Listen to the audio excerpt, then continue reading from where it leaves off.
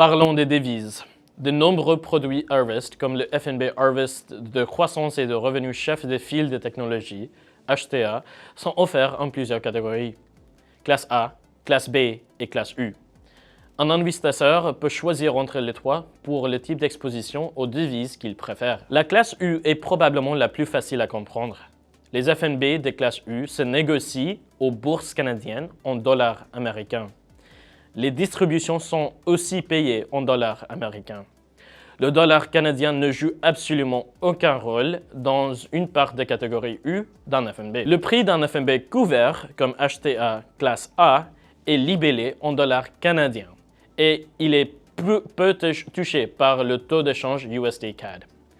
Si les actions sous-jacentes des HTA ont augmenté de 5% au total, le FNB de classe A sera également en hausse d'environ 5%, quelle que soit l'évolution du taux de change USD-CAD. Bien sûr, il est impossible d'être parfaitement couvert à tout moment. Il y a donc encore une petite exposition aux devises. Qu'en est-il d'un investisseur qui souhaite une exposition complète aux devises?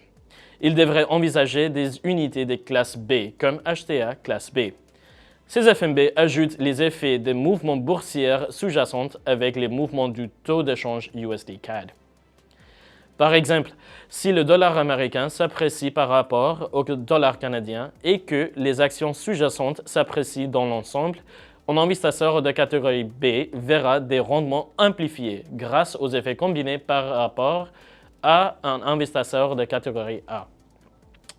D'autre part, si le dollar américain s'affaiblit et que les actions sous-jacentes se déprécient par coïncidence dans l'ensemble, un investisseur de classe B subira des pertes amplifiées par rapport à un investisseur de classe A. Imaginons-nous que des tarifs punitifs soient imposés au Canada. Cela pourrait entraîner un renforcement du dollar américain par rapport au dollar canadien. Au cours d'une telle période, un investisseur de classe B des HTA pourrait obtenir un rendement plus élevé qu'un investisseur de classe A des HTA, simplement en raison de la force croissante du dollar américain. J'espère que cette explication vous a été utile.